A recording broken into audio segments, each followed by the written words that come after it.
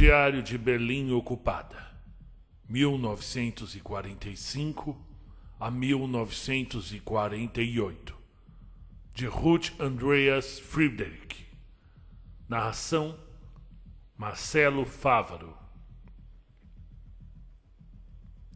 1945, Berlim, domingo, dia 20 de abril de 1945.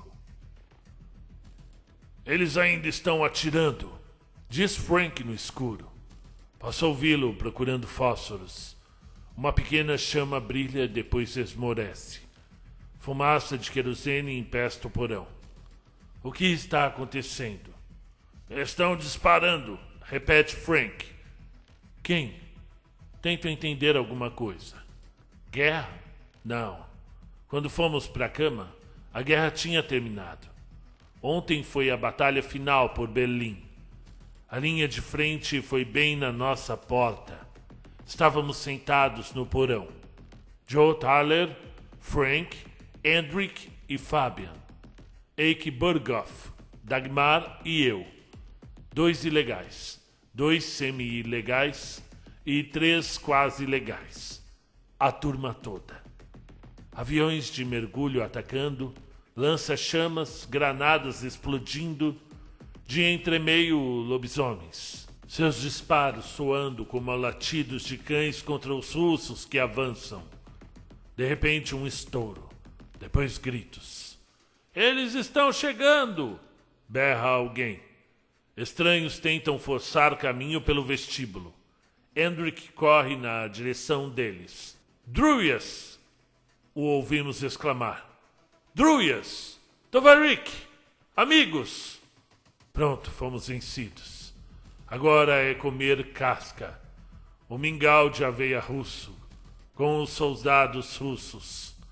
E oficiais russos estão alojados nos cômodos de cima. Frank, sussurro. Quem está atirando? Acorde os outros, diz ele em vez de responder. Levanto do chão. Ao meu lado está Joe Thaler, com o cobertor cobrindo a cabeça. A 2 passos de distância, Dagmar, respirando fundo como uma criança adormecida. Acordem. Avanço aos tropeços para o vestíbulo. Heike, Fabian. A meus pés, 2 sombras rolam para fora dos colchões dobráveis. Mas onde está Hendrik? Seu lugar em frente à porta do porão está vazio. O travesseiro frio. Hendrik! Grito. Ninguém responde. Frank acendeu nossa lamparina de abrigo, improvisada numa jarra de vidro. Uma fuligem avermelhada começa a sair do pavio feito com lã. Nós 6 ficamos de pé em torno da pequena mesa onde, por 3 anos, tem estado nossa parafernália de abrigo. Ainda tontos de sono, ficamos olhando para as máscaras contra gases. As ataduras para queimaduras, os biscoitos, a garrafa com água e uma pilha de óculos para poeira. O que está acontecendo? Você não ouve? Indaga Frank. São lobisomens. A fisionomia infantil de Heike parece apavorada. Frank meneia a cabeça. Tudo indica que eles ainda não entregaram os pontos. Como estarão as coisas lá em cima? Sobre nossa cabeça, o pisar duro dos soldados. Ouvimos um berro. Alguma coisa como Hashi Patoia. Soa como um comando. Mais um tiro é disparado. Droga! Resmunga Frank. De súbito, Hendrik reaparece. Eles precisaram de mim como intérprete, diz. Estavam amistosos, mas... É o barulho contra a parede. Eles chamam isso de paz? Suspira Fabian, enquanto enrola uns cigarros. Que horas são? 6 da manhã, diz Joe Thaler. Dagmar mexe nos nossos suprimentos. Sugiro comermos alguma coisa.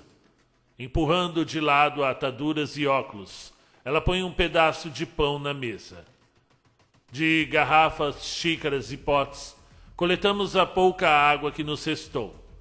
Reiki espalha geleia em pedaços de um pão. Um gole d'água para cada pedaço de pão, decide ela. Comemos em silêncio. O copo com água passa de mão em mão.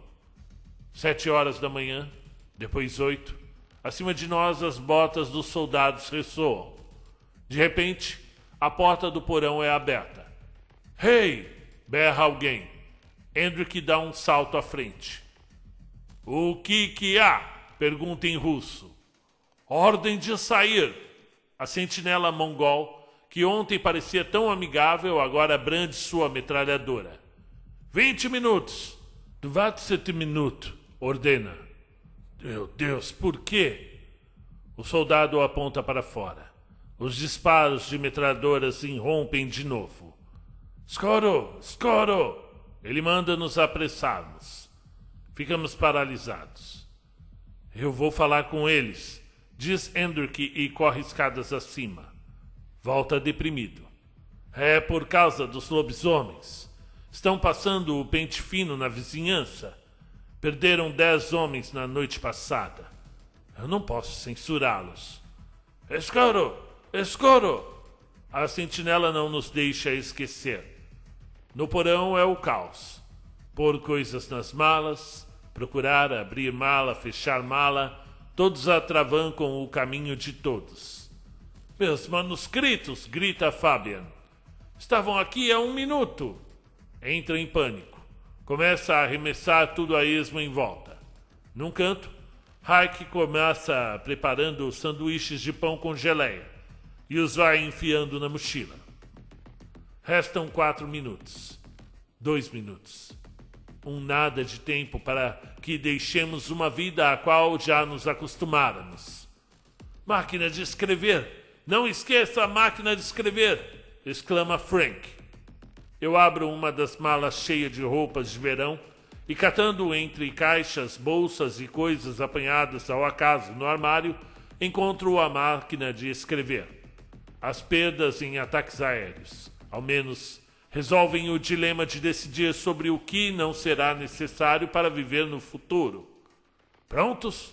Cambaleando com nossas cargas pesadas, subimos um a um as escadas do porão.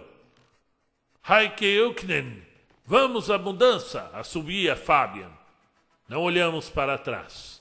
Em fila indiana, caminhamos penosamente pelo jardim do mercado que separa do cemitério nosso edifício de apartamentos de caixa d'água. Hendrik vai ao meu lado. 2 malas na mão direita, 2 na esquerda. Suor escorre de sua testa. Para onde? Pergunto. Qualquer lugar. Vamos ver. Dá um sorriso para me encorajar. De mãos dadas, cita ele baixinho o nosso tema de amor. A manhã está clara e linda. Ao menos da primavera eles não podem nos privar. Pelo cemitério, brada Frank, que vai de batedouro por caminhar na frente. Ah, Bismarck Straits está com um cordão de isolamento. Viramos para o cemitério. No caminho, um soldado morto. Os braços abertos em cruz, a face voltada para o céu. E não é o único. Há outros caídos à direita e à esquerda, espremidos entre as sepulturas como feixes de cereais depois da colheita. Em volta deles a primavera luminosa. Fiel até a morte, leio numa das lápides tombadas. Fiel a quem? Aos nazis? À pátria amada? Ao juramento de fidelidade? O silêncio dos mortos é a resposta emudecida. A si mesmo. Tão somente a si mesmo. Ouça o Merrill, rei que me cutuca. Por um momento largo minhas malas. É verdade. Ainda existem Melrose. Uma sombra surge no céu. Cuidado com os aviões de mergulho, berra Joe. Numa fração de segundo, já estamos colados ao chão. O rosto amassado nas saliências das sepulturas, bem perto dos mortos abaixo e em torno de nós. Os disparos das metralhadoras unem por cima de nossas cabeças, tão baixo que por pouco não nos atingem. Quase nos enfiamos terra dentro. Ficamos achatados como selos. Então tudo se aquieta. Cuidadosamente, Frank levanta o olhar. Podemos continuar.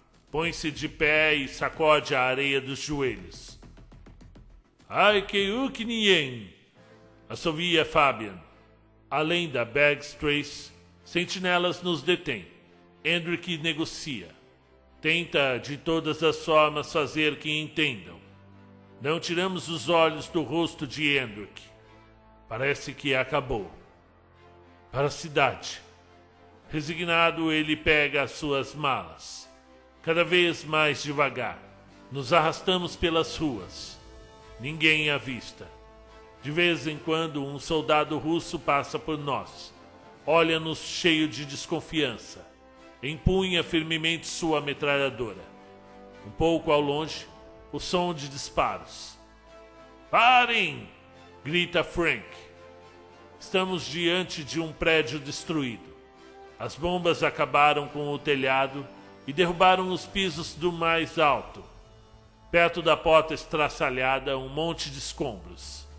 Som de motores. Pra dentro! Grita Frank. Com nossas malas e pacotes tropeçamos nos destroços.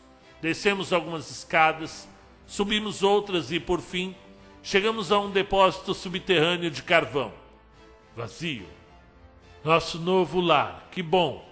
Reik joga a mochila no chão e inspeciona com o olhar tudo em volta. 15 minutos mais tarde cessa o ataque. E agora? Com calma, fico imaginando como conseguiremos transformar 29 peças de bagagem em 7 camas passáveis. Temos de procurar por aí, diz Frank. Casa nenhuma é feita só de depósito de carvão. Uma hora depois, tentamos pela segunda vez chegar ao apartamento subterrâneo do zelador. Um quarto e cozinha. E imobiliados. Pelo menos com o que sobrou depois das bombas. Se continuarmos nesse ritmo, só vamos chegar de noite ao primeiro andar. Puxamos as malas pela escada do porão. Na porta, mais um entrave. 5 soldados russos bloqueiam a entrada. Relógio? Relógio? Perguntam. Frank, obedientemente, levanta a manga da camisa. São 11h08. Não era bem isso que eles queriam. Num segundo, seu relógio de pulso desaparece dentro do bolso do soldado. Relógio! Relógio! O tom de voz é amistoso, quase cordial. 5 relógios trocam de mãos. Sem relógios e sem horas, nos movimentamos pelo apartamento subterrâneo parcialmente destruído e deixado por Irving McCook, o zelador. 4 homens e 3 mulheres. O que sobrou do grupo de resistência Onkel Emil, tio Emílio, de Berlim. Eu acho bom limpar um pouco isso aqui, diz Reik, olhando para o reboco caído sobre os móveis no chão.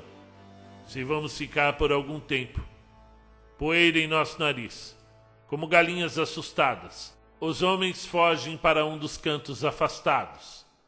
Hora e meia mais tarde, o apartamento subterrâneo parcialmente destruído por Harmacook está razoavelmente apresentável. Dagmar inspeciona o armário da cozinha. Nada ficou, declara. Limpinho. E eu tô faminta. Faminta? De repente nos ocorre que não comemos nada desde bem cedo naquela manhã. Não se vive só de ar, nem de manuscritos no interior de uma pasta de deslocado de guerra. Vamos ter que dar uma volta por aí, repete Frank, o conselho dado pela manhã. Vira-se para Joe. Você vem comigo? Joe Thaler concorda. Juntos, os dois tentam chegar aos andares de cima.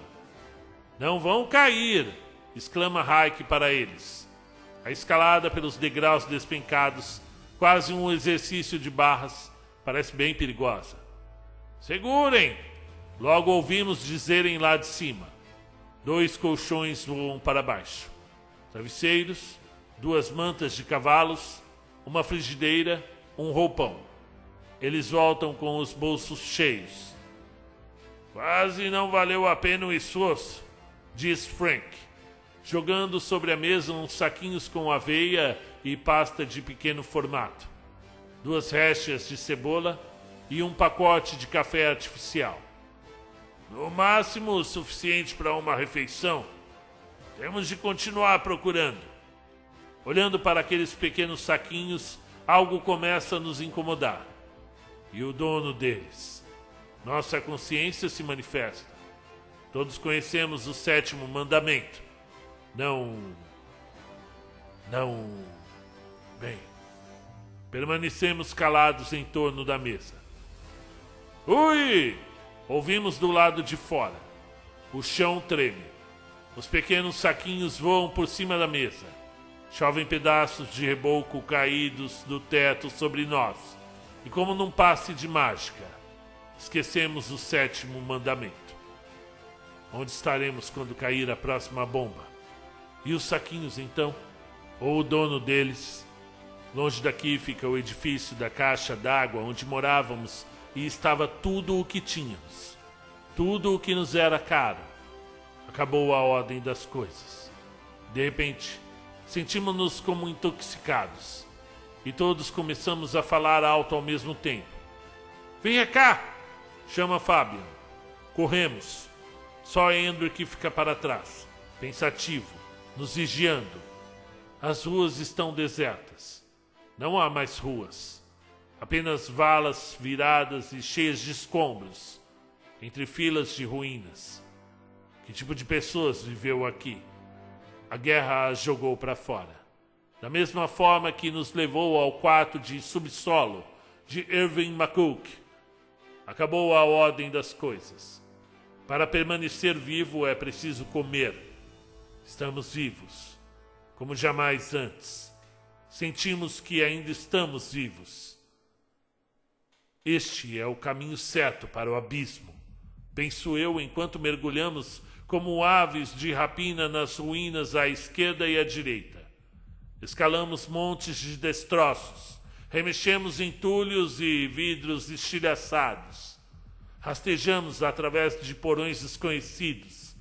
Abrimos e rasgamos caixas e sacolas que não nos pertencem. Bombas explodem acima de nós. Nem nos importamos. Raras vezes buscamos proteção.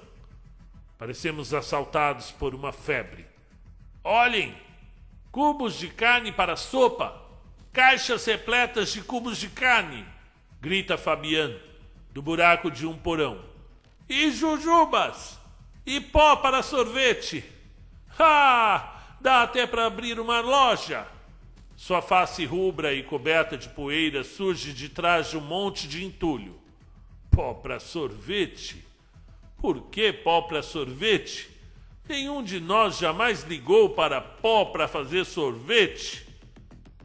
E agora, suando em bicas, arrastamos 5 caixas de pó para fazer sorvete de framboesa através das ruínas de Berlim, radiantes como se tivéssemos descoberto um tesouro. Com ares triunfais, Frank nos mostra 3 camisas de um fustão, um par de macacões, um par de botas de borracha e 2 coletes desbotados de lã. Você quer usá-los? Indaga Hendrik. Parecemos desnorteados, como sonâmbulos que foram despertados.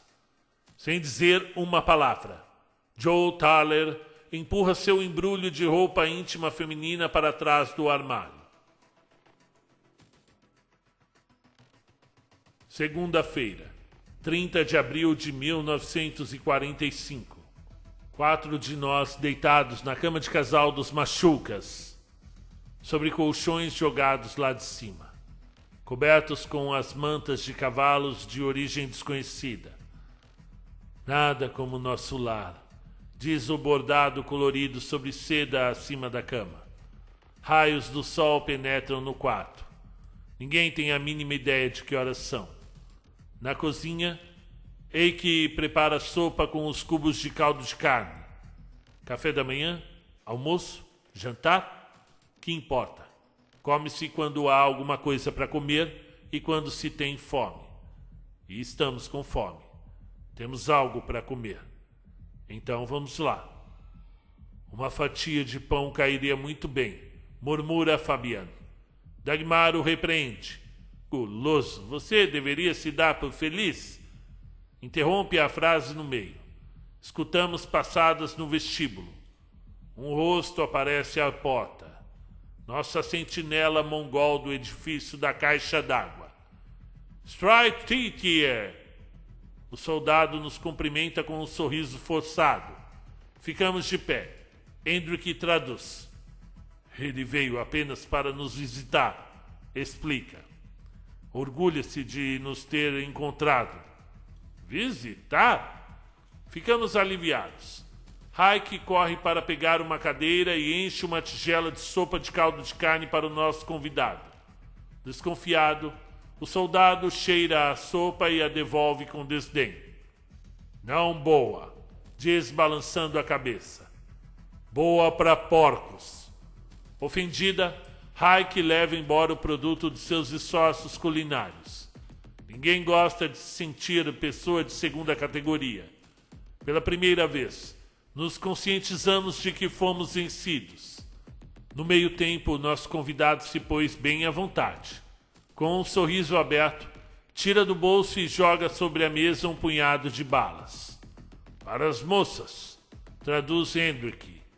E durante 3 horas, o mongol permanece sentado conversando. A metralhadora sobre os joelhos. 2 granadas de mão no cinto.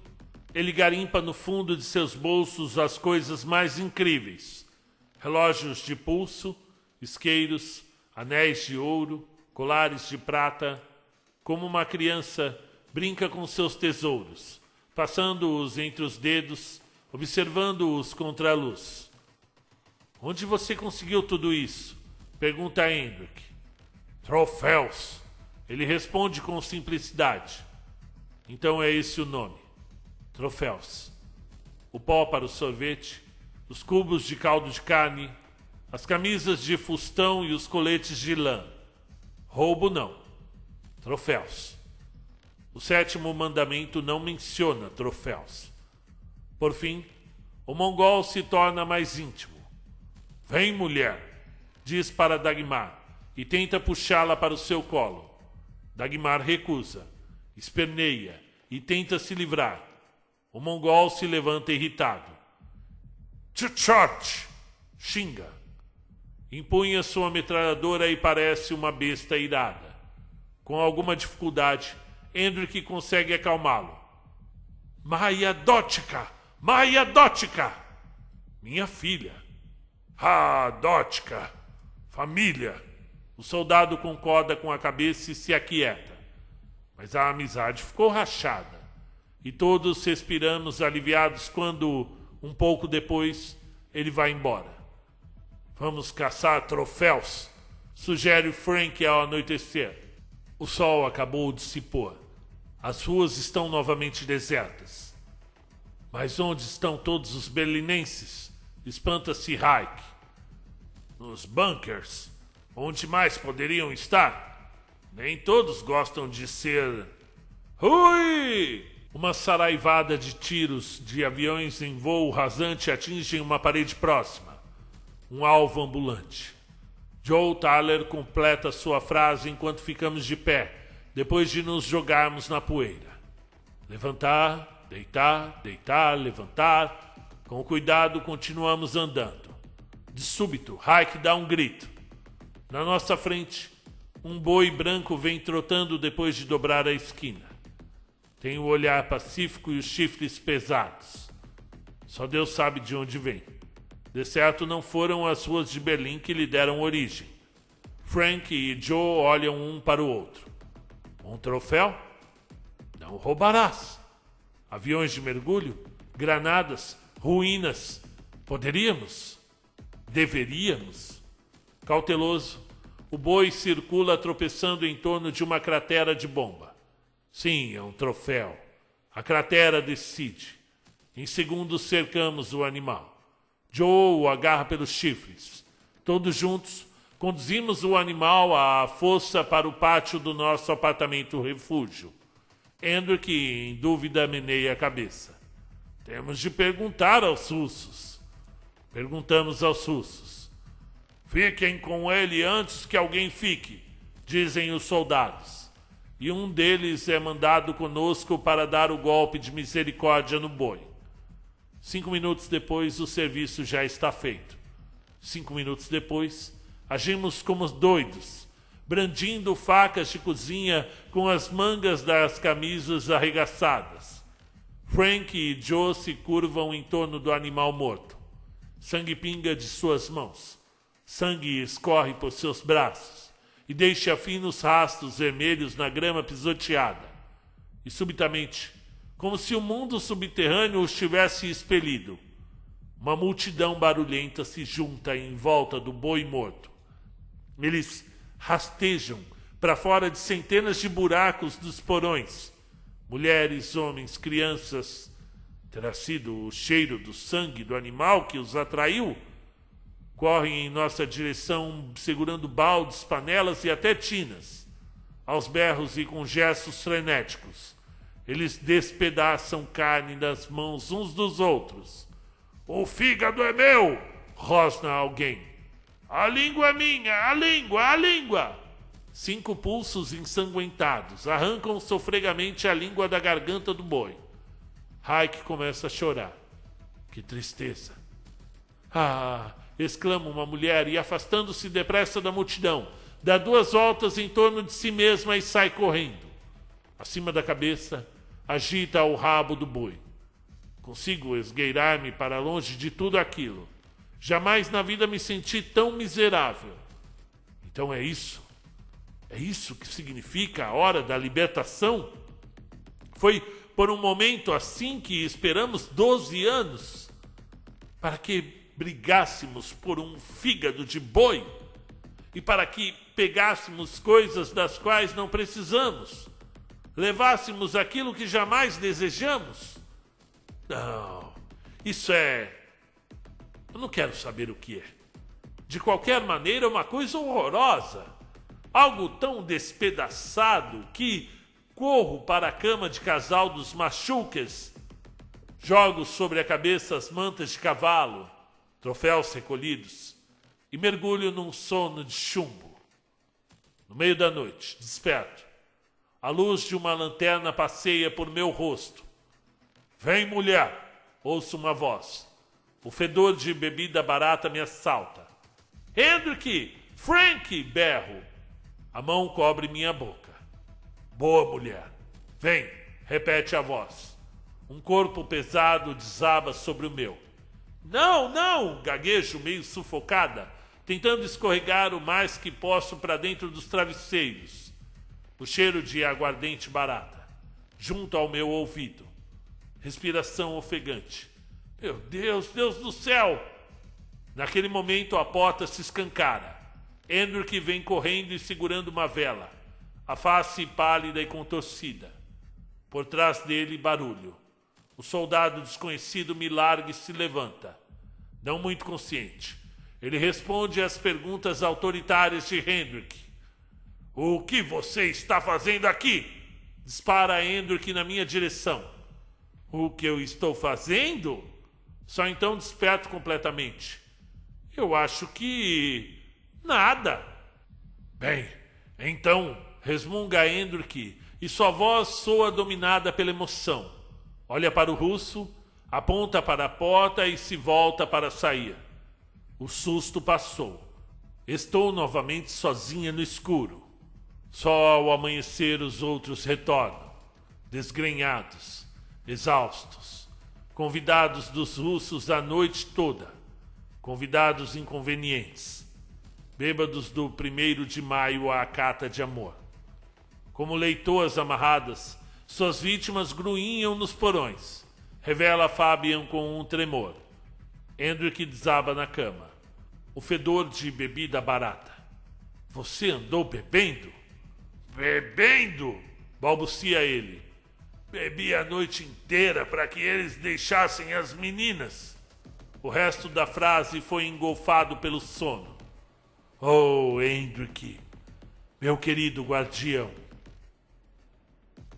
Fim do conto. Oi, pessoal, tudo bem? Meu nome é Marcelo Fávaro e eu estou aqui contando essa história para vocês. Começa bem forte, né? O Diário de Berlim Ocupada. Ruth Andreas Friedrich. É o nascimento da Guerra Fria ali, né? A divisão da América, né?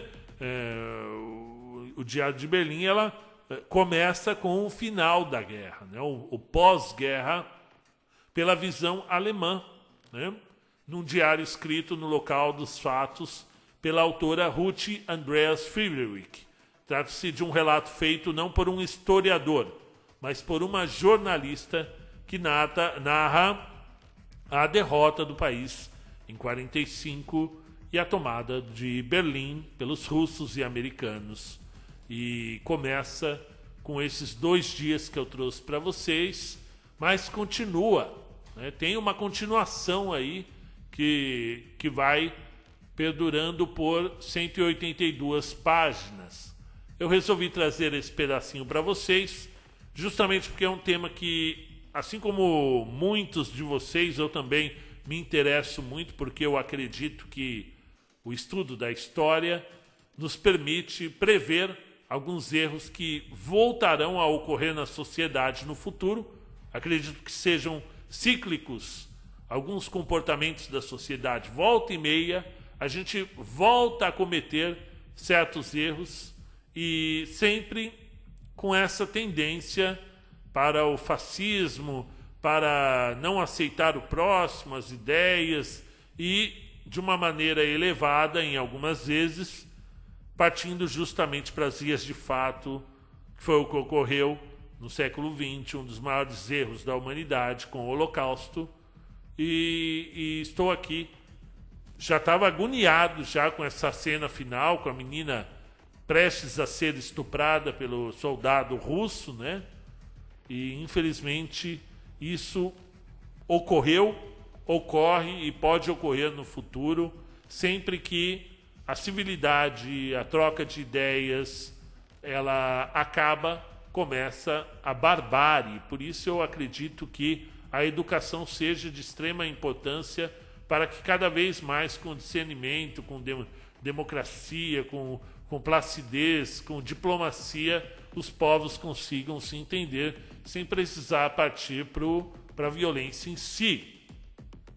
Eu acho que eu vou continuar a ler esse livro. E o que vocês acham? Procura aí na internet, que tem fácil para ler. Eu gostei desse começo, achei eletrizante, impactante, emocionante. E agora eu fiquei incomodado, eu quero ler aqui. O próximo capítulo é terça-feira, 1º de maio de 45, né? Então, é isso, pessoal. Um bom domingo. Hoje é 4/4, né? 4 de abril. É um dia de Páscoa hoje, quando eu estou gravando. Uma Páscoa diferente, né? Com muita tristeza, muitas mortes estão ocorrendo. Esse momento que eu estou gravando para vocês é o pior momento da pandemia, né? 4.000 mortes diárias. E é uma tristeza muito grande. Essa semana morreu um amigo meu, muito querido, que a gente estava conversando todo dia para criar um novo podcast para vocês de humor, e ele estava dando ajudas no roteiro e, de repente, ele se sentiu mal com a Covid e precisou ir para o hospital. E nessa de entubar, né? Não tinha kit necessário de intubação e infelizmente deu uma parada cardíaca nesse amigo e morreu praticamente falando comigo no hospital, me ajudando a construir os roteiros que eu crio para os podcasts de vocês. E já tem outro professor, amigo meu, que forte também, menos de 40 anos, que está na mesma situação, entubado. E aqui em São Paulo, quase toda a família tem alguém, ou já perdeu alguém, ou está numa situação muito difícil. E às vezes a gente está fora das grandes cidades e tem uma noção genérica do real terror que está ocorrendo por conta da pandemia. e é como se fosse uma segunda guerra mesmo, né? É como se tivesse um ataque nazista com bombas caindo do céu e as pessoas nas praças ali brincando, se divertindo, e bomba caindo do céu e soldados atirando nas pessoas. De uma forma geral, metaforicamente, é a mesma coisa do que está ocorrendo, né? Só que as bombas que caem do céu são silenciosas, são invisíveis. Mas a morte vem do mesmo jeito. Então tem muitos conhecidos meus que estão indo embora, infelizmente, por conta disso. E tá uma situação, para quem acompanha jornalismo sério, né? Não é palhaçada, né? Para quem acompanha as grandes redes de jornais e lê muito sobre o assunto, está completamente alarmado, como se realmente nós estivéssemos num desses bunkers que eu acabei de ler para vocês. Não quero levantar pânico, porque uma coisa é um pânico criado, outra coisa é a própria realidade, né?